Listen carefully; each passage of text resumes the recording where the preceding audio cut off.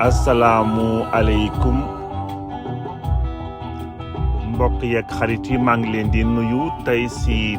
talaata ji 8 avril 2025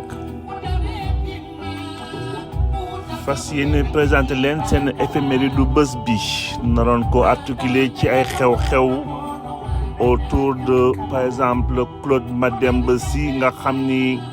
doomu Sénégal la doomu France la aussi wante liggéeyal na bu baax tirailleurs sénégalais yi ba aussi sargal bi nga xam ne bëggoon nañ ko fi tey sargal kii di Ibrahima Sène bu PIT ginnaaw bi mu fi wàññeekoo en 2023 daf mel ni avril bi nekk na avril bu xaw a métti ci PIT ginnaaw daaw waxtu bi aussi ñoo ngi doon célébrer ñoo ngi doon métier lu génnum àdduna kii di Maguette Thiam ñu rawandoo presque benn bés wante ñu bokk seen mois d'avril en tout cas balaa ñëw sunu éphéméride yi ñu nar leen introduire ci jaar-jaaru Abdou Diouf les premiers pas diplomatiques du premier ministre et futur président Abdou Diouf tey ñu ñëw ci digganteem ak président américain di Jimmy Carter donc amoon benn mandat bu foofu États-Unis de 77 à 81 donc daanaka bi muy pare ci Abdou Diouf ci lay dugg si Jimmy Carter ñu fàttaliku rek bi muy jël nguur gi mi ngi amoon ay ñaari challenge principalement di génne woon États-Unis ci guerre du Vietnam yi nga xam ni bàyyi woon nañ fa ay plumes yu bëre ay complications yu bëre ak scandale de Watergate ñi fàttaliku affaire d'espionnage politique bi nga xam ni bi Richard Nixon finalement mujj woon démissionné ginnaaw bi ñu découvrir ay micro yu ñu defoon foofu doon déglu ay adversaires politiques donc yooyu yëpp fekk na ku mel ne Jimmy Carter bi mu ñëw ci nguur gi bëggoon defaraat taxawaay yi créé waat encore espoir au niveau international ci li jiitu ci ñaari at yi nga xam ne nag nekkoon na président de la République daanaka amoon na succès yi nga xam ne sax moo ëppoon yi nga xam ni ku mel ni Reagan ak Barack Obama amoon nañ ko ci même stade ci seen mandat. Déjà en 1979 le convaincre ci seen Sénat américain pour que ñu def benn traité bi nga xam ni bi mënoon cédé canal de Panama ak mu mën a permettre encore ñu relever seen rôle au niveau international. Ouverture boobu nag moo permettroon aussi Jimmy Carter ci 8 juin 78 mu recevoiroon kii di Léopold Sédar Senghor foofu ci Maison Blanche parce que Senghor bi nga xam ni bi moo ngi doon jéem a comme on dit émancipé wu ci ay clivage est-ouest maanaam diggante bloc soviétique ak Europe wante aussi on parle souvent aussi de clivage nord-sud mooy lépp luy Europe ak Afrique. Senghor aussi bëggoon na benn moment donné baatam yëg ci kaw mu wax li nga xam ni mooy xalaatam ci àddina bi départir de toute cette de émancipé wu ci tous ces clivages là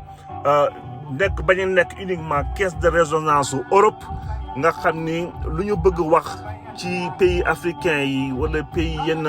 leaders yi dañuy jaar pour mën ko véhiculer donc Senghor jamono boobu aussi nekkoon na koo xam ni kii bëggoon na dëggal boppam te dëggal boppam bi gisul woon keneen ku dul Jimmy Carter pour interlocuteur privilégié d'autant plus que Jimmy Carter nekkoon na aussi dans une certaine ouverture bi nga xam ni bi mbir yi mënoon na sotti donc loolu sax d'ailleurs moo inspiré woon esprit boobu moo inspiré woon conférence de Bandung en 1955 bi nga xam ni on parlait beaucoup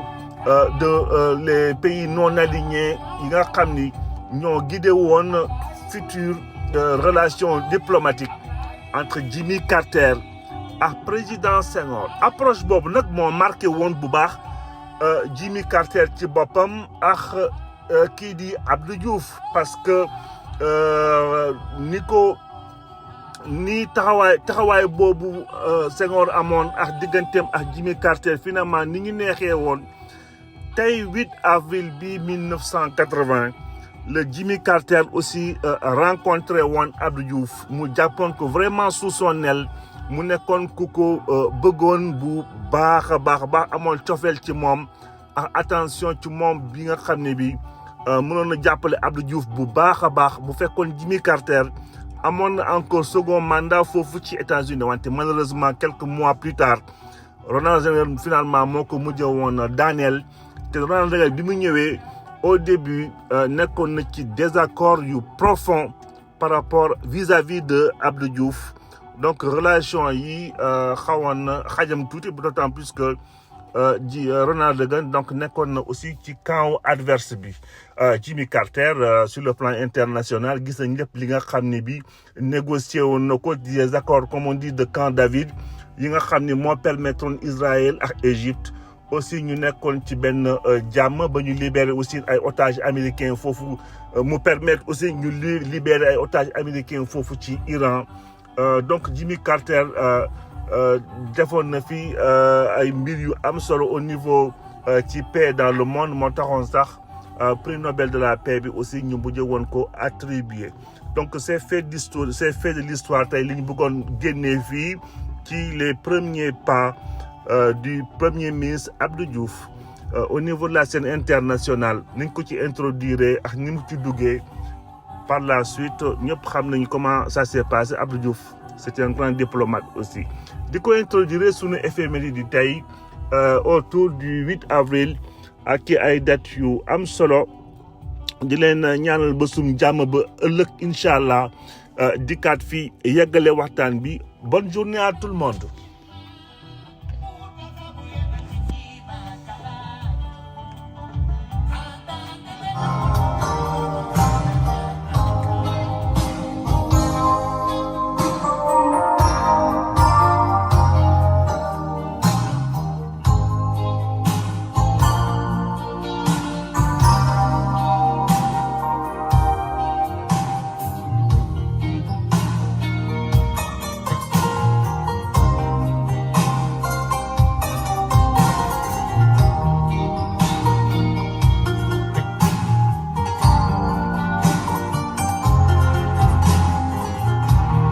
Tardé enchaîné ci sunu éphéméride tey di 8 avril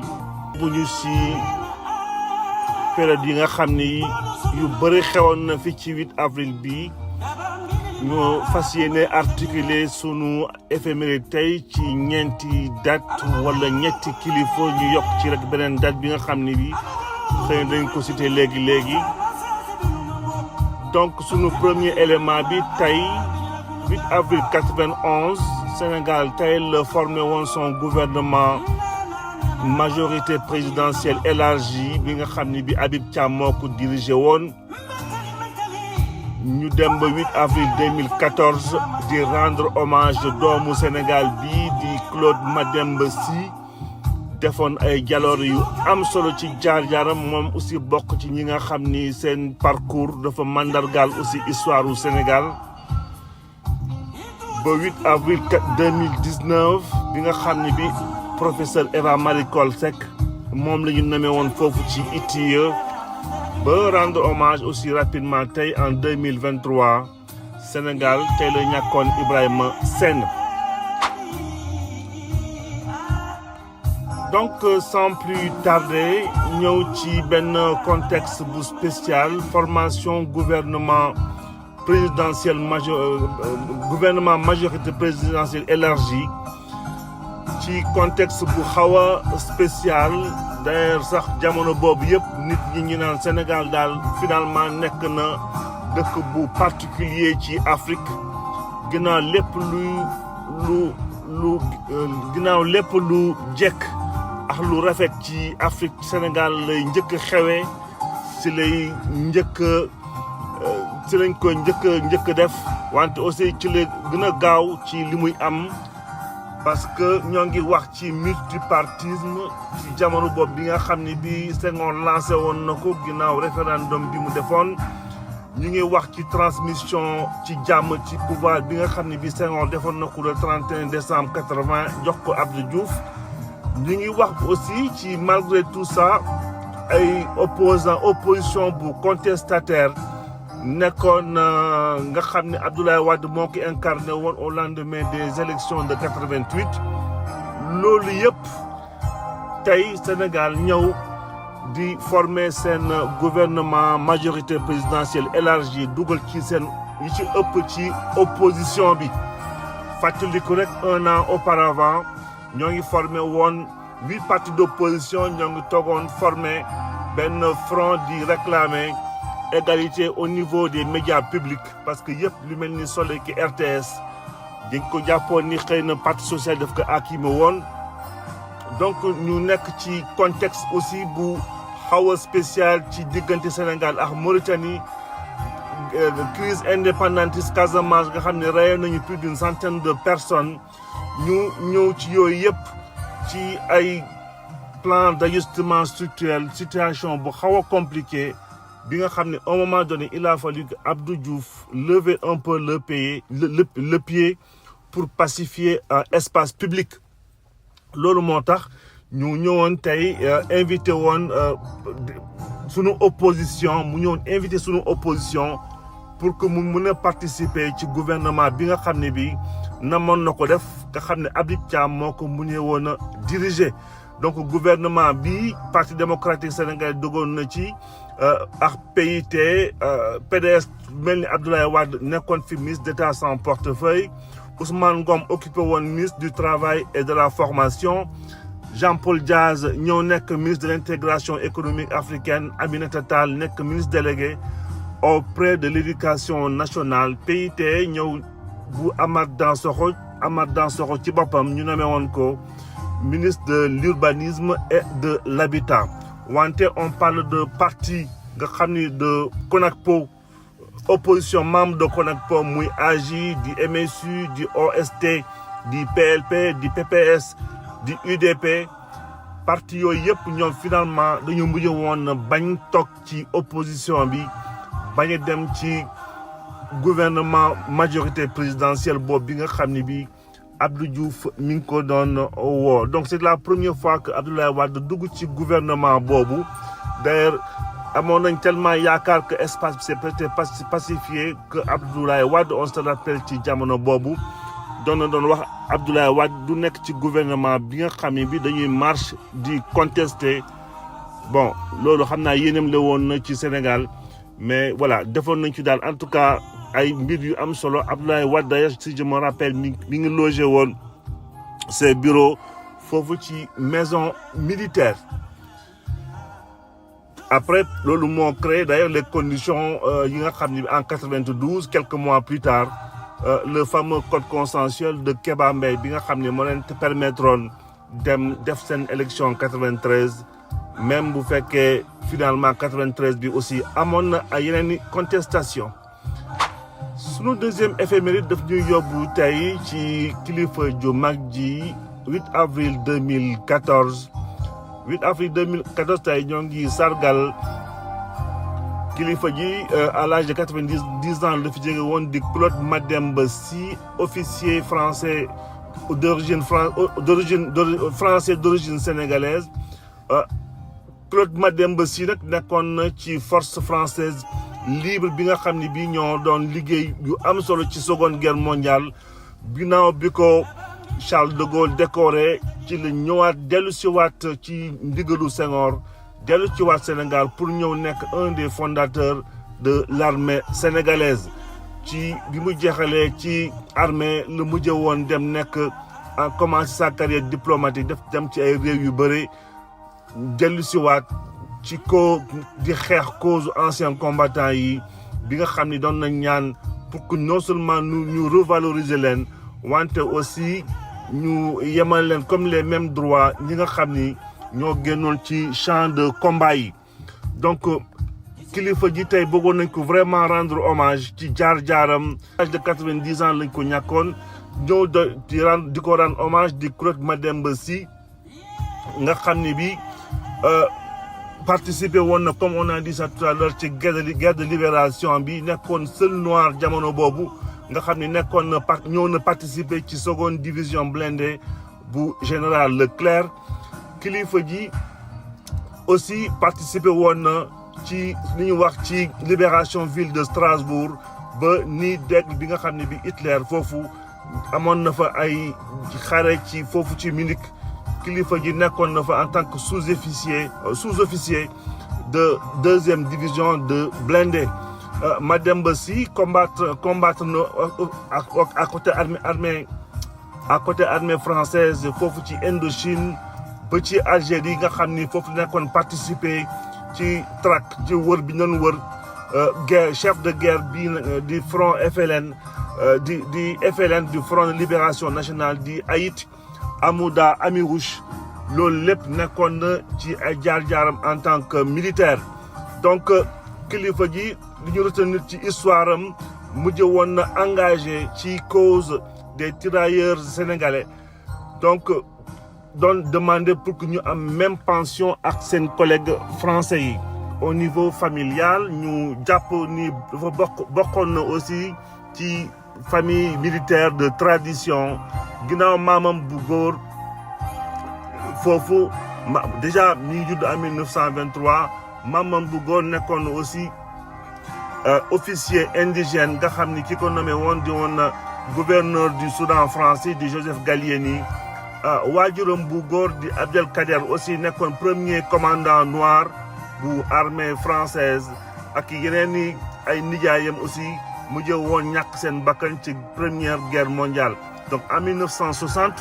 ci la ko Senghor ñëwoon laaj ko mu ñëw dellu si Sénégal installé Sénégal pour former armée sénégalaise balaay entamer sa carrière diplomatique nga xam ne dem na ci ay réew yu bëri muy Europe di Afrique ba si Nations Unies. donc carrière diplomatique bi mu jeexee nag ci la ñëw di défendre cause tirailleurs sénégalais yi ba soldats africains yi. de 2002, il déclarait d'ailleurs que les tirailleurs sénégalais sortaient de la tranchée en criant comme on leur avait appris en avant pour la France, mais on leur avait jamais appris à dire en avant pour le pouvoir d'achat. Donc loolu yëpp mi ngi doon nekk engagé wu solidairement ak tous les collègues